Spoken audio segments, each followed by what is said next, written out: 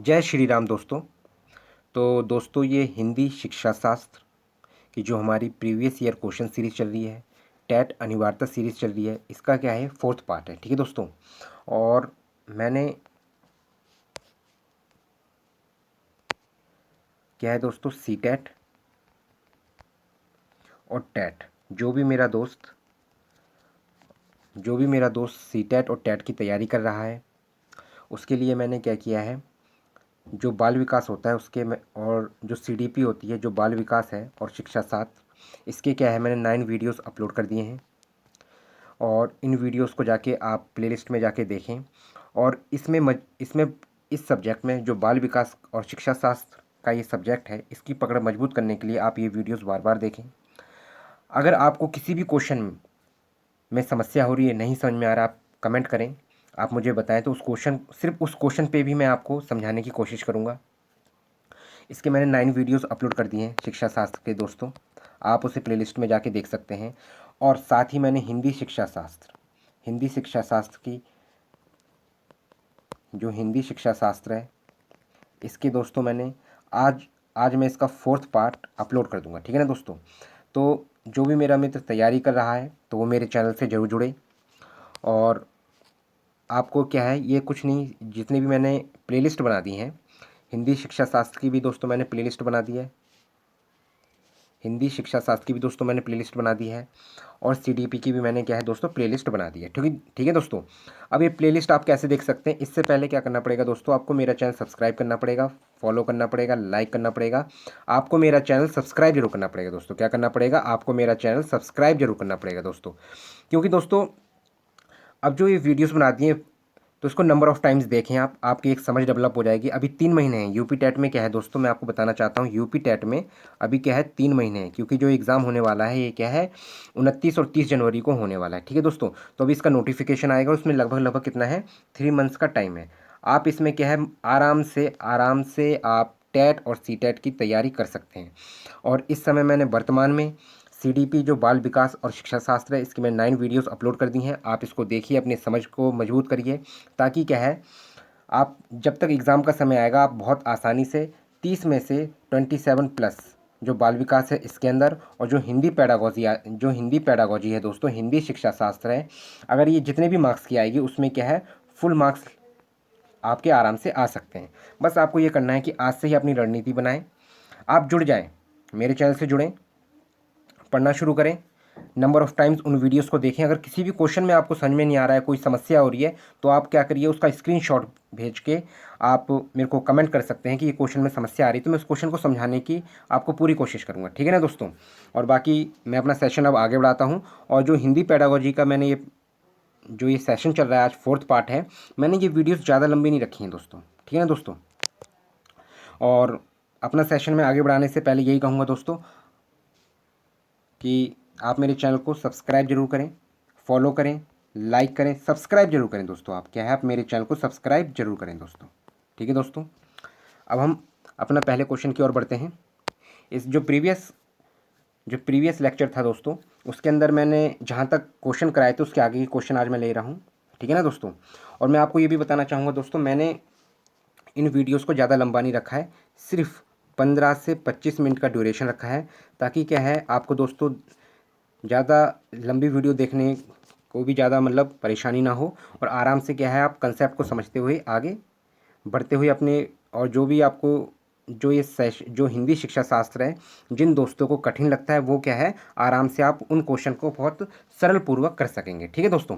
तो पहले क्वेश्चन की ओर हम देखें आज का, उसके हम ये क्वेश्चन उसी के आगे हैं जो मैंने पिछले सेशन में छोड़े थे। ठीक है दोस्तों।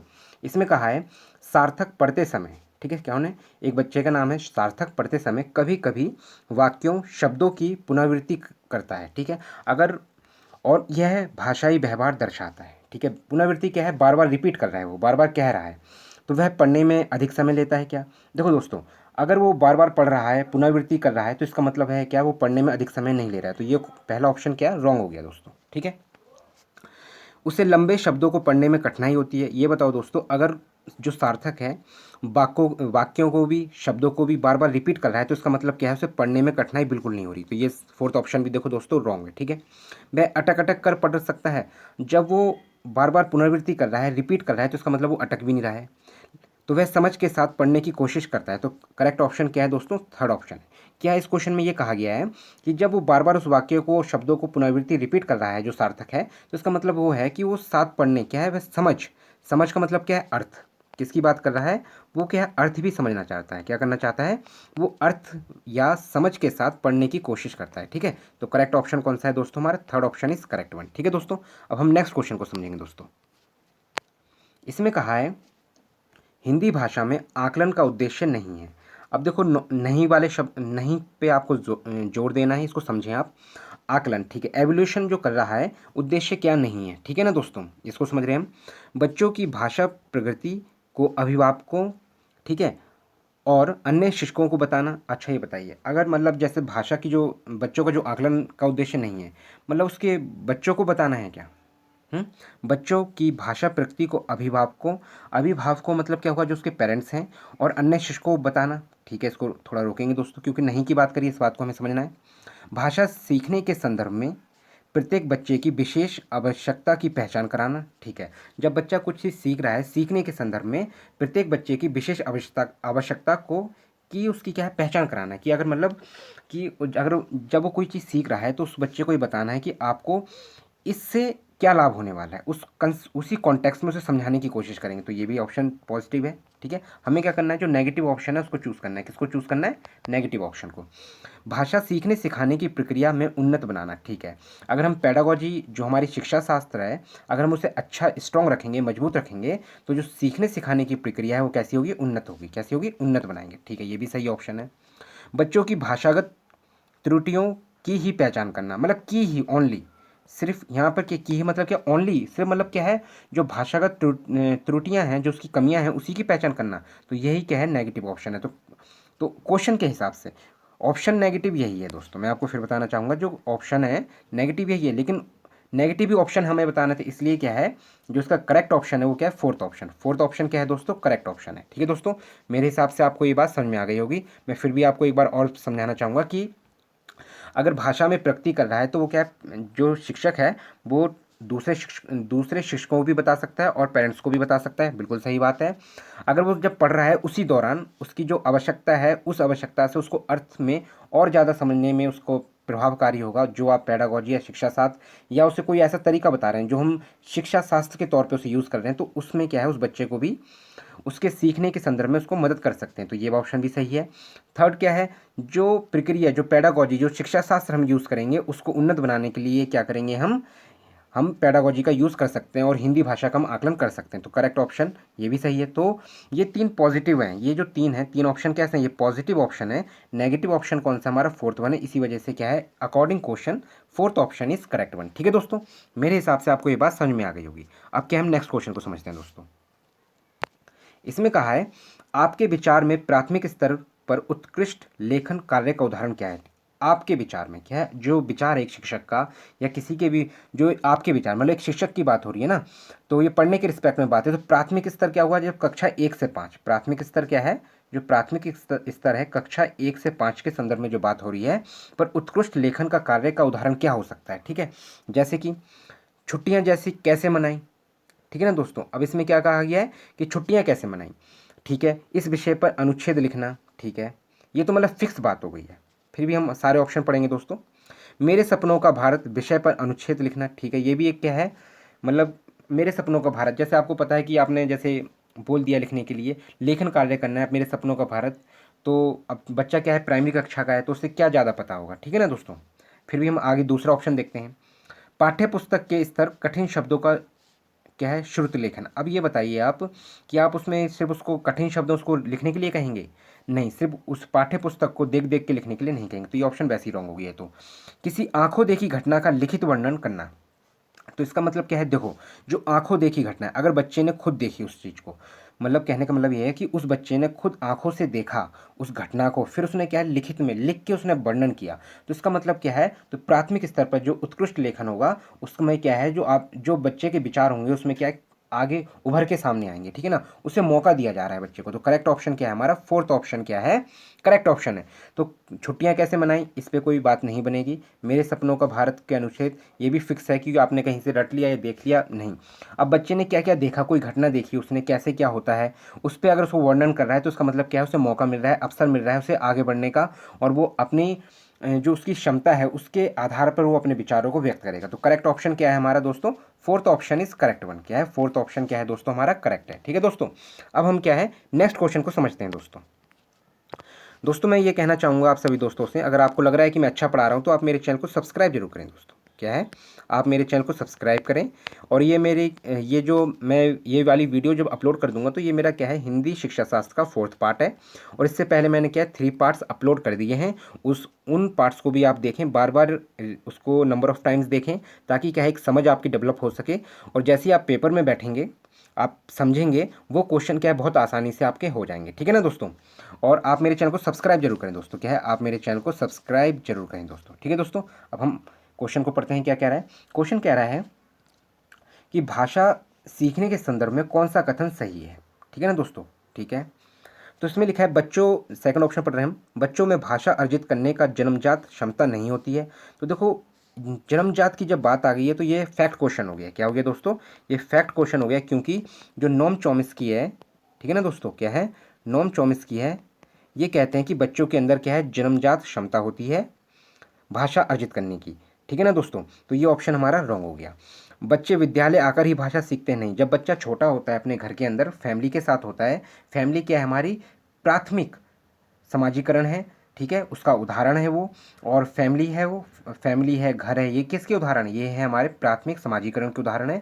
तो बच्चा क्या है पहले वहीं सीखता है, उसके बाद विद्यालय में सीखता है। स्कूल क्या है हमारा द्वितीय समाजीकरण है। तो ये ऑप्शन भी क्या है हमारा रॉन्ग हो गया। इसमें क्या कहा है, बच्चे विद्यालय आकर ही सीखते हैं, नहीं ये जरूरी नहीं है, पहले बच्चा घर पे सीखता है उसके बाद विद्यालय में आके सीखता है, कि विद्यालय से भी सीखता है लेकिन पहले वो घर में सीखता है। ठीक है दोस्तों, बच्चे विभिन्न संसार माध्यमों से ही भाषा सीखते हैं। ठीक है, लेकिन ठीक है ये बात सही है, विभिन्न संचार माध्यम, संचार की बात हो रही, मीडिया के थ्रू ही से, मतलब या कोई ऐसा मीडिया या न्यूज़पेपर रीड कर रहा है बच्चा उसके हिसाब से ही भाषा भाषा सीखता है, नहीं, वो पहले अपने घर में सीखता है, फिर उसके अंदर एक क्षमता होती है सीखने की, है ना। तो ये ऑप्शन भी क्या है हमारा रॉन्ग है। तो करेक्ट ऑप्शन पहला ही है, भाषा अर्जित करते समय जन्मजात क्षमता होती है। किसने कहा है, ये नोम चॉम्स्की ने कहा है। किसने कहा है दोस्तों, नोम चॉम्स्की ने कहा है कि बच्चों में भाषा अर्जित करने की जन्मजात क्षमता होती है। तो correct option is, first option is correct option. ठीक है दोस्तों, अब हम नेक्स्ट क्वेश्चन को समझेंगे दोस्तों।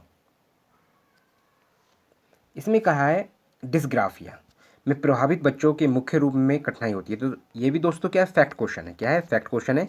अब इसमें देखो क्या आ गया, इसमें आ गया है डिस्ग्राफिया।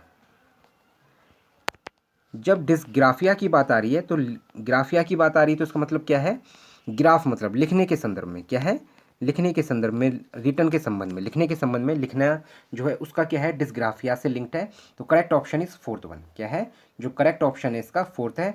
सुनने में बात नहीं आएगी, बोलने में बात नहीं है, पढ़ने के रिस्पेक्ट में बात नहीं है, सिर्फ लिखने के रिस्पेक्ट में बात है। ये क्या फैक्ट क्वेश्चन है दोस्तों, कि जो डिस्ग्राफिया होती है वो किसके संदर्भ में है, लिखने के संदर्भ में बात होती है। ठीक है, उसमें अगर बच्चे को समस्या हो रही है, ठीक है, लिख नहीं पा रहा है उस ढंग से, तो इसका मतलब क्या है, वो कौन सी मतलब परिस्थिति से पीड़ित है, तो वो क्या है डिस्ग्राफिया से पीड़ित है। ठीक है दोस्तों, अब हम क्या है, क्योंकि इसमें क्या होता है उसे लिखने में कठिनाई होती है, और जब लिखने में बच्चे को कठिनाई होती है तो वो क्या है किससे पीड़ित हो रहा है, डिस्ग्राफिया से पीड़ित है, प्रभावित है वो बच्चा। ठीक है, किससे किससे प्रभावित है, डिस्ग्राफिया से। ठीक है, अब हम नेक्स्ट क्वेश्चन को समझेंगे दोस्तों।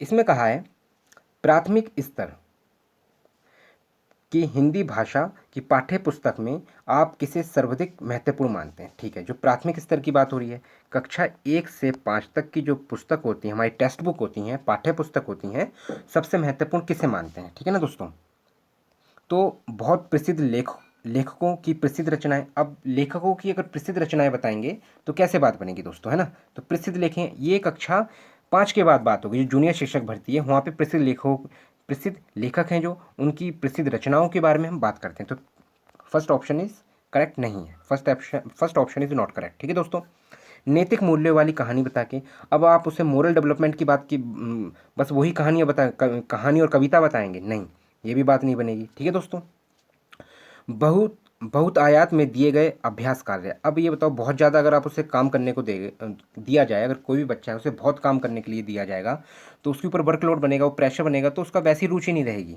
है ना। तो हिंदी भाषा में पाठ्य पुस्तक में आप किसे सर्वाधिक सर्वाधिक महत्वपूर्ण मानते हैं? तो हमें क्या प्रेशर नहीं बनाना है बच्चे के ऊपर, ठीक है दोस्तों। हिंदी भाषा को विविध रूप में देने वाली रचना है, ठीक है। इसमें देखो किसकी बात करी है, विविध। इसमें विविध की जब बात आ जाए, ठीक है ना, तो डाइवर्जेंट थिंकिंग की बात आती है। और डाइवर्जेंट थिंकर में क्या होता है, बच्चे को एक अवसर प्रदान होता है, अपॉर्चुनिटी की बात होती है, मौके की बात होती है, ठीक है ना। तो करेक्ट ऑप्शन क्या होगा हमारा? Fourth option is correct one दोस्तों। क्या है जो हमारा फोर्थ ऑप्शन है, वही क्या है, हमारा करेक्ट ऑप्शन है, ठीक है ना दोस्तों। अब हम नेक्स्ट क्वेश्चन को समझेंगे दोस्तों। नेक्स्ट क्वेश्चन कह रहा है बहुभाषिक कक्षाएं, ठीक है। बहुभाषिक मतलब क्या है? एक जो डाइवर्सिटी होती है, डाइवर्सिटी कक्षाएं हैं, बहुभाषिक कक्षा है, उसमें बच्चे की भाषाओं को हम क्या करेंगे, ठीक है ना। तो शिक्षक के लिए भेद जटिल जटिल की बात नहीं होनी चाहिए, उसे हम कॉम्प्लेक्स नहीं बनाएंगे। अगर बच्चा पंजाब से लिंक कर रहा है, उत्तर प्रदेश से लिंक कर रहा है, चाहे वो हरियाणा से लिंक कर रहा है, चाहे वो दिल्ली से है, चाहे वो गुजरात से है, चाहे वो बंगाल से है, चाहे वो तमिलनाडु से, कहीं से भी है दोस्तों, तो उसमें क्या है, हम जटिल कॉम्प्लेक्स की बात नहीं करेंगे, जटिलता की बात नहीं होगी। आकलन की प्रक्रिया को बाधित बाधित कभी नहीं करता। याद रखना, जब डाइवर्सिटी की बात होती है तो उसको क्या है, उल्टे पे वहाँ पे अवसर होता है, बच्चे को एक ऐसी शिक्षा शास्त्र का यूज़ करके बच्चे को क्या है, हम अवसर प्रदान कर सकते हैं। तो बाधित की बिल्कुल बात नहीं होगी दोस्तों। भाषा सीखने की प्रक्रिया को बाधित बाधित बिल्कुल नहीं करेगा दोस्तों, ठीक है। संसाधन के रूप में कार्य कर सकती है, बिल्कुल संसाधन, एक रिसोर्स के रूप में काम कर सकती है। कैसे? एक संसाधन के रूप में काम कर सकती है। जैसे प्राइमरी कक्षा में बच्चा है, बच्चे से कहा कि आप अपनी भाषा में कोई कविता सुनाओ, तो वो कुछ जब सुनाएगा वो कविता, तो जितने बच्चे बैठे हैं वो समझेंगे कि अच्छा, भारत के अंदर ये भी बोली बोली जाती है, तो वो भी क्या, एक संदर्भ में, एक क्या, रिसोर्स के रूप में काम हो रहा है। तो करेक्ट ऑप्शन क्या है दोस्तों हमारा? First option is correct option, ठीक है ना दोस्तों। क्या है फर्स्ट ऑप्शन? क्या है हमारा first option is correct option, ठीक है दोस्तों। मेरे हिसाब से आप सभी को ये बात समझ में आ गई होगी, और मैं आप सभी दोस्तों से अनुरोध करूंगा कि आप मेरे चैनल को सब्सक्राइब जरूर करें दोस्तों। क्या है, आप मेरे चैनल को सब्सक्राइब जरूर करें। अगर आपको अच्छा लग रहा है मैं पढ़ा रहा हूँ, आपको अगर लग रहा है कि मैं अच्छा पढ़ा रहा हूँ आप लोगों को, तो आप मेरे चैनल को सब्सक्राइब जरूर करें, आप मेरे चैनल से जुड़ें। मैंने इसमें बाल विकास की भी, बाल विकास और शिक्षा शास्त्र जो CDP है उसकी भी मैंने प्लेलिस्ट बना दी है दोस्तों, और मैंने हिंदी पेडागोजी की भी प्लेलिस्ट बना दी है दोस्तों। वहाँ पे जाके आप बार बार इन जो ये वीडियोज़ अपलोड हैं इनको देखें, आप नंबर ऑफ़ टाइम्स देखें, और उन क्वेश्चनों को समझने की कोशिश करें। जहाँ भी आपको समस्या है आप मुझे बताएं, तो मैं उसके, अगर किसी भी क्वेश्चन में भी समस्या आ रही है तो मैं उस क्वेश्चन को दोबारा समझाने की कोशिश करूँगा आपको। और आप मेरे चैनल को क्या है दोस्तों, सब्सक्राइब जरूर करें। क्या है, आप मेरे चैनल को सब्सक्राइब जरूर करें, ठीक है ना दोस्तों। अब हम नेक्स्ट क्वेश्चन को समझते हैं दोस्तों। नेक्स्ट क्वेश्चन कह रहा है भाषा सीखने और भाषा अर्जित में क्या अंतर, करने में अंतर का मुख्य आधार क्या है, ठीक है। भाषा सीखना चाहता है और भाषा अर्जित, देखो भाषा सीखना और भाषा अर्जन, जो अर्जित होता है वो स्वाभाविक रूप से सीखता है, और जो भाषा सीखने की बात है वो क्या, सेकंड लैंग्वेज के रिस्पेक्ट में बात होती है, किसके, दूसरी भाषा सीखने के रिस्पेक्ट में बात होती है, और सीखता है बच्चा। और भाषा अर्जित क्या है, वो उसको जन्मजात से सीखता है, अर्जित करता है, ठीक है, नॉम चॉम्स्की के अकॉर्डिंग, ठीक है ना दोस्तों। इसके बाद क्या है, ये कैसे सीखता है, नॉम चॉम्स्की के अकॉर्डिंग अगर हम बात करें, ठीक है ना, तो इसका मतलब क्या है, ये जन्मजात होता है। जो बच्चा होता है, क्या होता है, जो बच्चा होता है वो क्या होता है, उसके अंदर जन्मजात से सीखने की क्षमता होती है, नॉम चॉम्स्की कहते हैं, ठीक है ना दोस्तों। इसके बाद देखो क्या है, भाषा की पाठ्य पुस्तकें, तो भाषा की पाठ्य पुस्तकों के अंतर हम डिपेंड नहीं कर सकते हैं, ठीक है। भाषा का लिखित आकलन, हम जब पाठ्य पुस्तक टेक्स्ट बुक है उसके आकलन, भाषा का आकलन, भाषा सीखने और भाषा अर्जित करने में अंतर का मुख्य आधार नहीं मान सकते हैं पाठ्य पुस्तक को, क्योंकि जैसे मान के चलो आप NCERT की बुक्स है हमारी, NCERT की बुक्स क्या है, पूरे भारत में चलती है, तो सभी की भाषा एक जैसी होनी चाहिए, तो फिर तो इसमें अंतर फिर भी आ रहा है, तो इसका मतलब क्या, पाठ्य पुस्तक क्या है, पाठ्य पुस्तक रोल प्ले करती है, ऐसा नहीं है कि नहीं करती, लेकिन अकेली पाठ्य पुस्तक रोल प्ले नहीं करती है, ठीक है। भाषा का लिखित आकलन नहीं, लिखित आकलन से कोई बात नहीं बनेगी। भाषा की जटिल संरचना, अब अगर कॉम्प्लेक्स कर दें किसी चीज़ को, बहुत ज़्यादा कठिन बना देंगे, तो क्या बच्चा कैसे सीखेगा, कैसे अर्जित करेगा, कैसे सीखेगा, तो ये बात नहीं बनेगी। भाषा का उपलब्ध परिवेश, बिल्कुल, तो करेक्ट ऑप्शन क्या है इसका दोस्तों, third option is correct one, third option क्या है, करेक्ट है। भाषा का उपलब्ध परिवेश, जो इन्वायरमेंट है, वातावरण है, उससे क्या है, भाषा सीखने, भाषा अर्जित अर्जित करने में और भाषा सीखने में हम डिफरेंस बता सकते हैं। जो इन्वायरमेंट होता है, जैसे अब जो जैसा इन्वायरमेंट होता है बच्चा वैसे ही तो सीखता है, तो करेक्ट ऑप्शन क्या है दोस्तों, third option is correct option, ठीक है दोस्तों। हम आगे समझते हैं दोस्तों। तो दोस्तों ये हमारी आज के जो क्वेश्चंस थे इसको आज हमने कंप्लीट किया, ठीक है ना दोस्तों। और मैं सभी दोस्तों को ये बताना चाहता हूँ दोस्तों कि आप अगर CTET की तैयारी कर रहे हो या टेट की तैयारी कर रहे हो, आप मेरे चैनल से जुड़ें।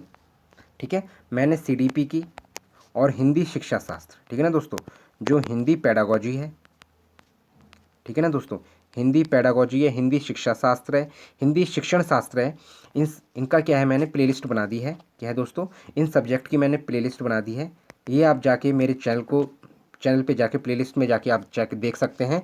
लेकिन ये आप कब देख सक पाएंगे, जब आप मेरे चैनल को सब्सक्राइब करेंगे। तो आप सभी दोस्तों से अनुरोध है कि आप मेरे चैनल को सब्सक्राइब जरूर करें, लाइक करें, कमेंट करें, शेयर करें।